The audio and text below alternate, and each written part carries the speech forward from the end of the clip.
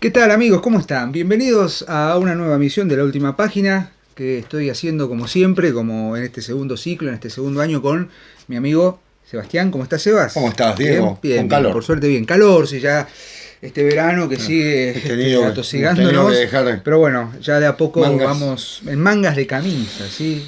¿Qué va a ser? Pero bueno, volvemos al origen, ¿no? Este Ah. programa empezó a gestarse Empezó con el calor. Con el calor y bueno, volvemos ya un a año. comenzar con el calor. Un año ya, por suerte, un año y un poco más tal vez. Exacto. Así que bueno, seguimos entonces en este ciclo, en esta segunda temporada, ahora que está de moda hablar de temporadas. En esta segunda temporada de La Última Página, muy contentos por suerte con las repercusiones que siguen teniendo los programas del ciclo anterior y sobre todo con este nuevo proyecto del Hilo de Adriana que empieza también a circular junto con Nota al Pie, así que muy felices con un año de muchas ideas, por suerte, y bueno, vamos directo al grano porque ya se me ha criticado en círculos muy personales que doy demasiadas vueltas para empezar el programa, ¿no? ¿Cómo está, profesor? Bien, podemos hablar del clima, ¿no?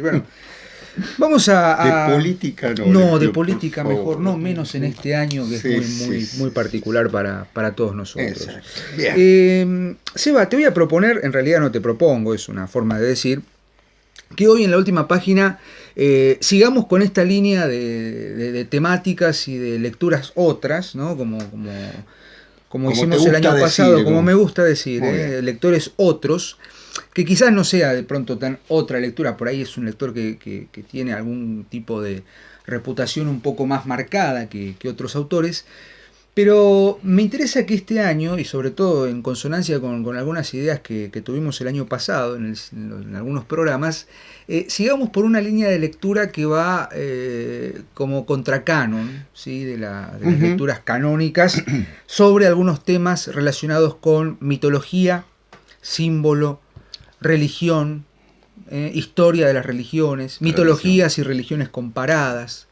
Que en definitiva, me permito hacer un breve excurso hacia algo que estamos pensando, en definitiva este tipo de lecturas son mucho más productivas y mucho más ricas que la teoría literaria, por ejemplo, ¿no? Me permito decirlo ya con un poco más de soltura, decir que a veces para abordar ciertos fenómenos literarios, sobre todo fenómenos literarios que van a trascender, que se van a convertir en clásicos, fenómenos literarios asociados con el mito, con el ritual, con la tragedia, claro, con elementos de lo sagrado, elementos rituales. Que está en la literatura moderna también. Está en la literatura moderna, quizás más velado que en la literatura clásica, pero sigue estando.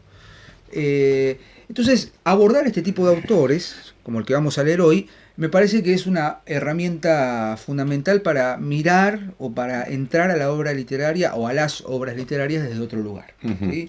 Así que yo hoy te voy a invitar, Seba, a que leamos juntos la mirada que tiene el pensador, historiador de las religiones, filólogo húngaro Karl Kerényi.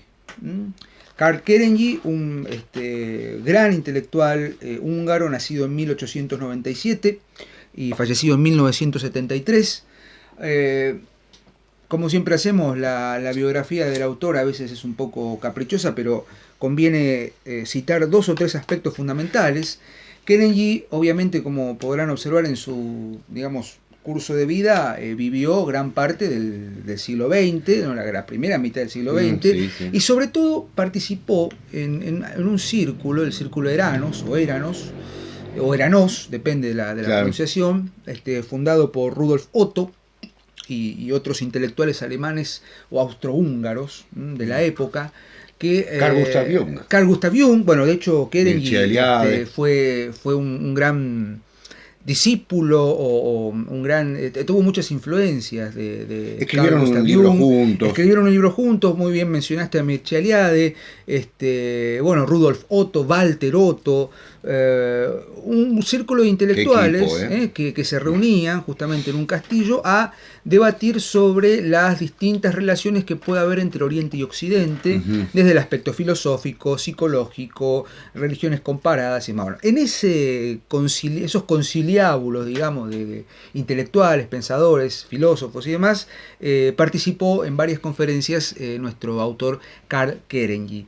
Vale decir que Kerenyi es uno de los grandes pensadores respecto de una revisión de la mitología clásica, griega sobre todo, que quien, habiendo sido alumno de Wilamowitz, Möllendorf, decidió en algún momento separarse de la línea filologista, si se me permite el neologismo, autoritaria, que según evaluaciones del propio Kerenyi promovía Wilamowitz, que después lamentablemente devino nacionalsocialismo, ¿no? Es decir, la concepción del mito de esa época era una concepción de mito absoluto, ¿no? Del mito ario, por así decirlo. Y Kerenyi viene a plantear una concepción del mito más cercano a la experiencia humana. Es decir, el fenómeno del mito, como arquetipos, tiene que tener, obviamente, ¿no? Tiene que tener algún tipo de raigambre en la experiencia humana. Exacto. Al punto tal de decir, eso yo me estoy adelantando un poco, pero al punto tal de decir en un momento que los dioses eran hombres. Claro. En cierta medida, ¿no? Eso es un ebemerismo, eso ¿no? Es decir, obviamente, pero por ejemplo, cuando Kerenyi hace una exposición sobre los titanes, ¿no? Los titanes como los prehombres o los predioses, hay una idea de relacionarlo con lo que a Kerenyi se lo asocia mucho, que es el humanismo en mitología. Es una mitología humanística o humanista. Destacar también el concepto de que de pronto cuando Kerenyi empieza a hablar, esto lo vas a desarrollar mucho mejor vos que yo, pero cuando empieza a hacer sus aproximaciones a la religión o a la teología, es imposible no deslindarlo de una antropología. Claro. O sea, teología equiparada a la antropología. En definitiva, el estudio de Dios es también el estudio del hombre. Bueno, en ese sentido, Kerenyi viene a plantear un concepto que, bueno, creo que lo vas a desarrollar vos, que es el concepto de mitologema. O sea, en qué medida en los mitos tradicionales, los mitos clásicos, siguen operando como arquetipos, ¿sí? Como estructuras profundas, que se van llenando de contenido conforme va avanzando la literatura, la mitología. Reaparecen, ¿no? Se van reconfigurando. Exactamente. Así que bueno, Seba, hecha la introducción, me parece que lo que tenés para decir es muy interesante sobre Kerenyi y las religiones, y a mí me gustaría después, si hay tiempo, hacer un análisis específico de un mitologema que va a verlo porque uno de los dos más importantes, claro, ¿no? En este caso es el Prometeo. El Prometeo, él tiene un librazo sobre Hermes. Sobre Hermes y sobre Dionisos. Sí, y sobre los héroes. Sobre los héroes, y si no me equivoco, sobre Asclepio. Sí. O Esculapio, ¿no? Asclepio, mejor. Bien. Bueno, yo, Diego, voy a tomar un libro que posiblemente no sea de los más trabajados de Kerenyi en el sentido popular, porque si se puede hablar en este sentido, ¿no?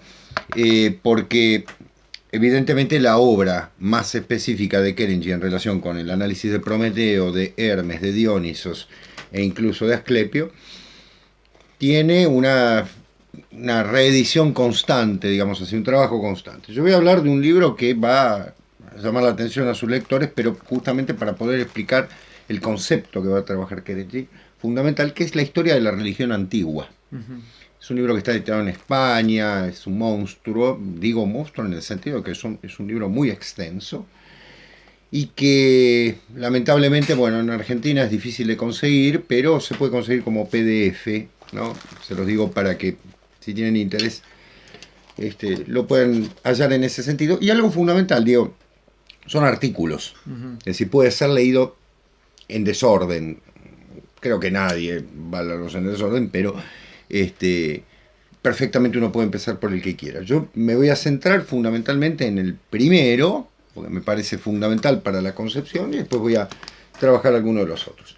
La historia de la religión antigua de Kerenyi tiene la particularidad de que él no hace una historia al estilo Eliade, que es su contraparte, ¿no? Ya lo hemos dicho cuando hicimos el trabajo de Eliade. Es decir, no va a trabajar religión por religión, sino más bien va a trabajar aspectos de la religión antigua, para tener en cuenta fundamentalmente el concepto, por ejemplo, de poiesis. Estoy mirando mis apuntes porque es muy, muy sesudo lo que trabaja Kerenji.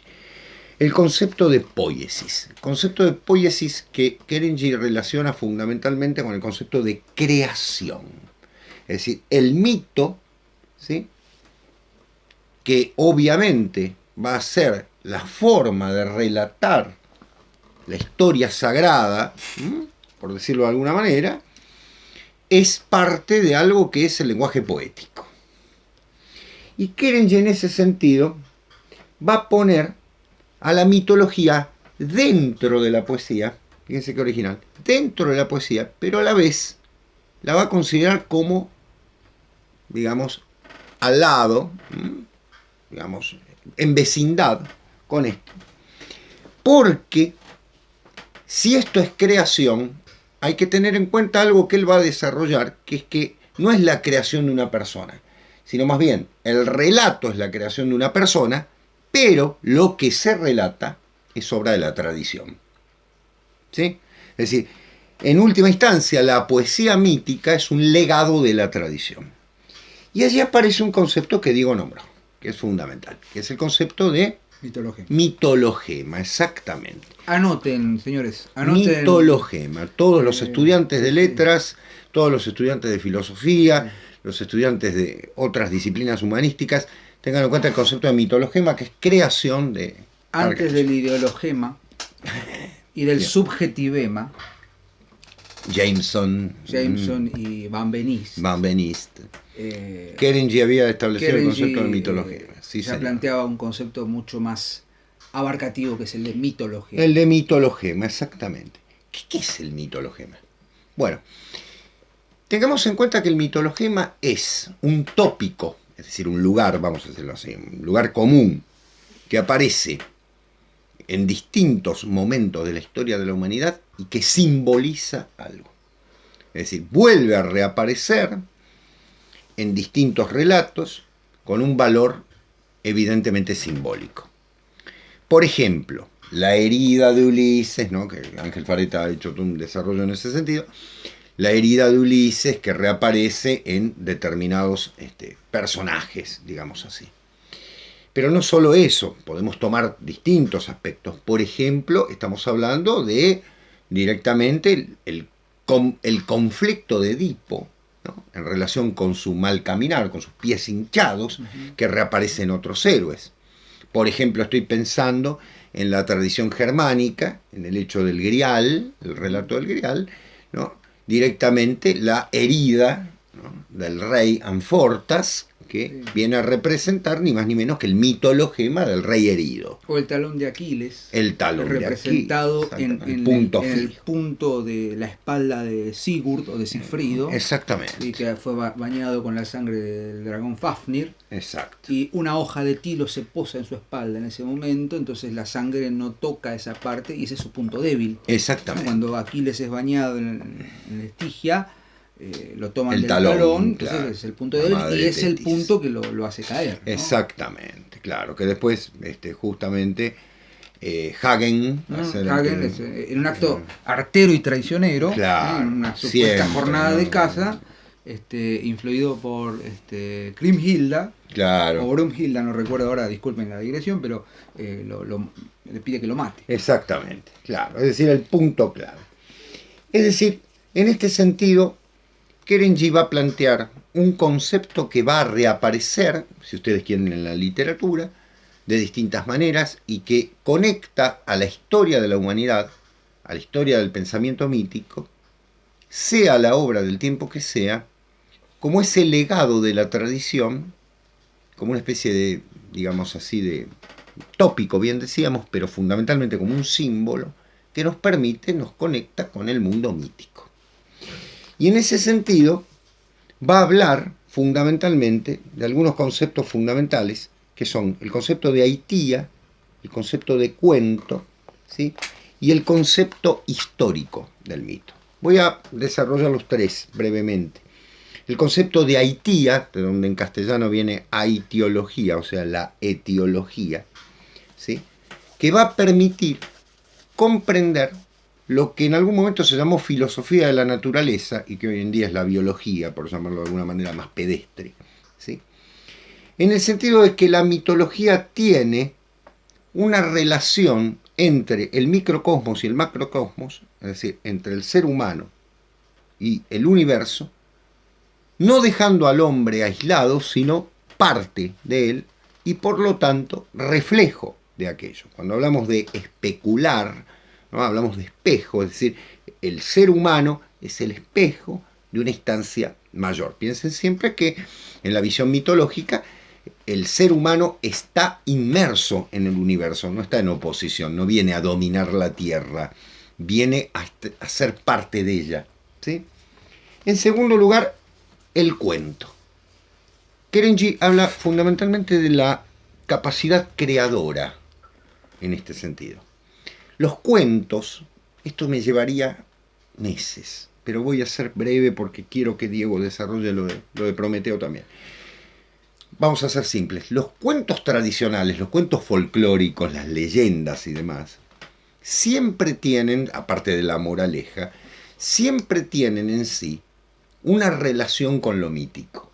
Es decir, es la forma de narrar más popularmente un sentido tradicional a todo el mundo.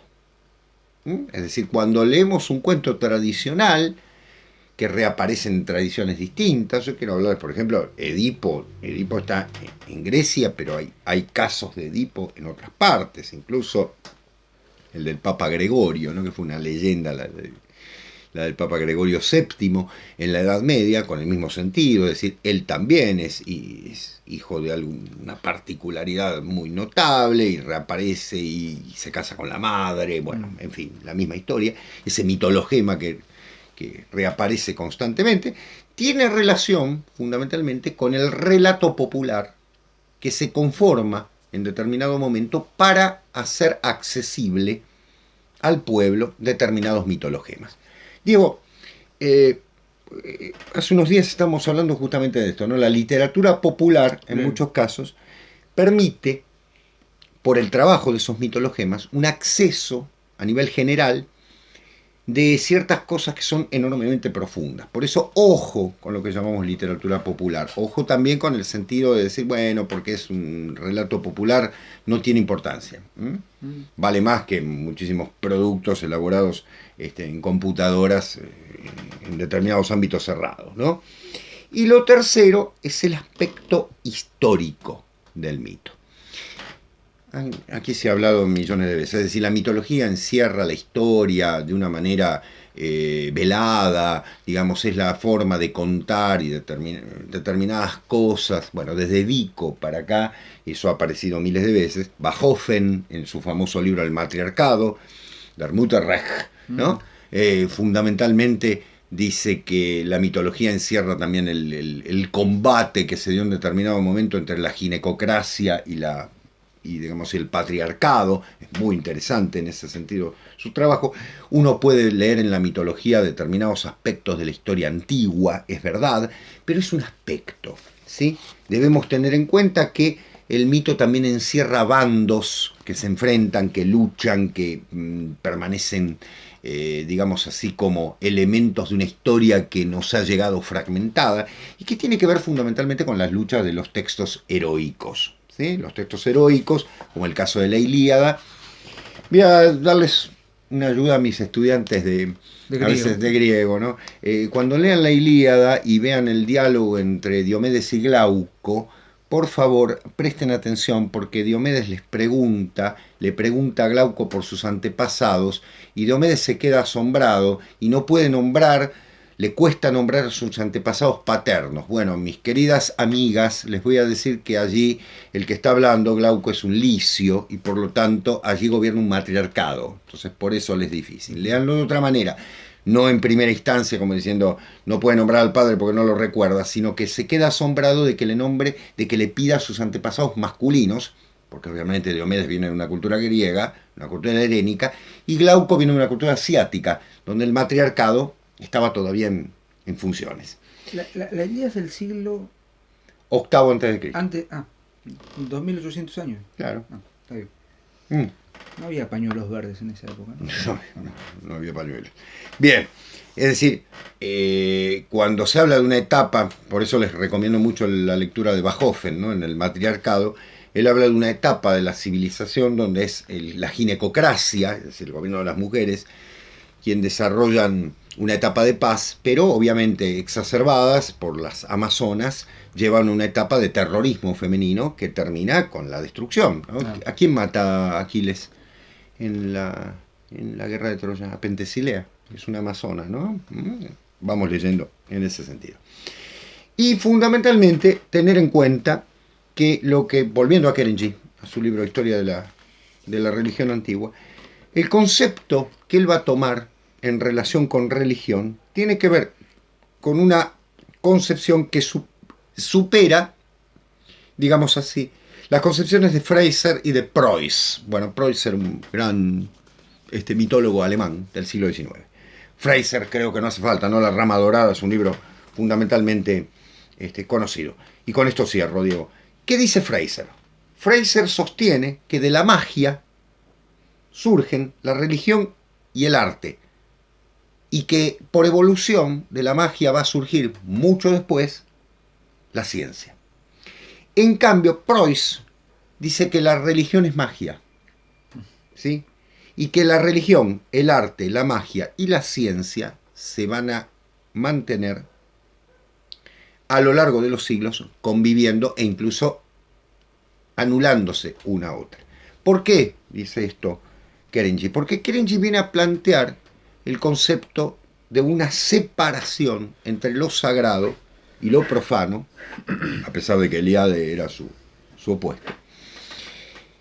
En el siguiente concepto, ¿qué es lo santo? Bueno, lo santo es aquello que se santifica, porque es un participio. Santus, en latín, es lo que está santificado. Y aquello que no se santifica no corresponde al tema mítico.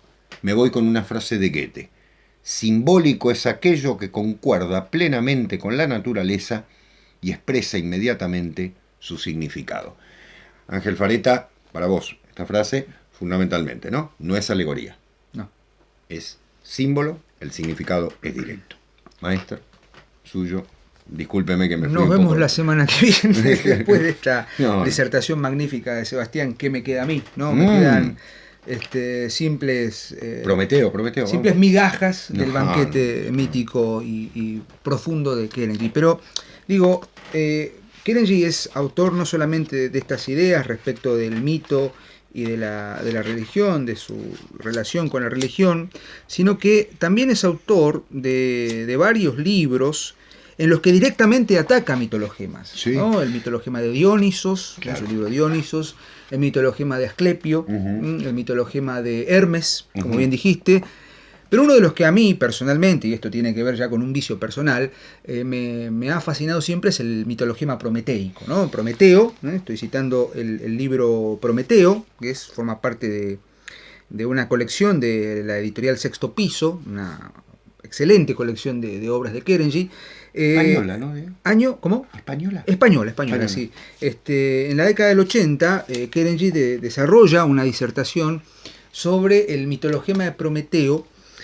Y realmente me parece que en este libro hay 3 o 4 aspectos que hay que señalar. Primero y principal, lo que Kerenji toma de Prometeo, o lo que le interesa del mitologema de Prometeo, es algo que, por ejemplo, Wilhelm Nestle, en su Historia del Espíritu Griego, planteaba respecto del paso, entre comillas, del mitos al logos, ¿no? Qué terrible, ¿no? Es decir, esta concepción, obviamente perimida ya, de que hay un paso con el devenir de la democracia, del mitos al logos, queda totalmente tirada al suelo cuando en realidad estamos pensando en una transición, ¿no? Exactamente, y en ese sentido, Kerenji retoma esta idea y plantea que en Prometeo existe el arquetipo. Ya hemos hablado del mito de Prometeo, ¿no? Prometeo, el titán que roba el fuego divino, sí, que lo lleva en una caña y salva a los hombres, claro. Y el fundador de la técnica, ¿no? El soplo divino, etcétera, etcétera.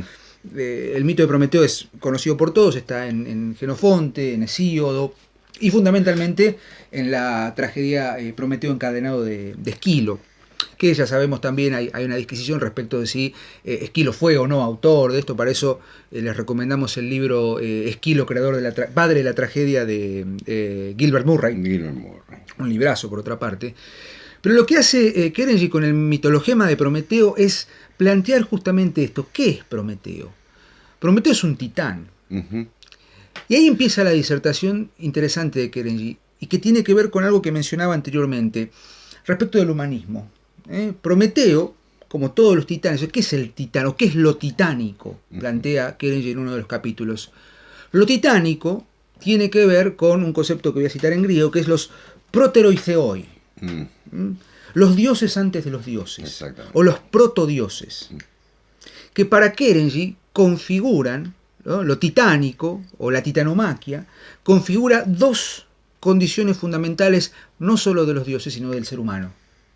Uno es el hibristés, la desmesura. Exacto. Y la otra, el otro elemento que configura a los titanes es la atalastía, o atastalía en realidad. Atastalía en griego, que es lo violento, ¿no? Lo que impacta, el furor, ¿no?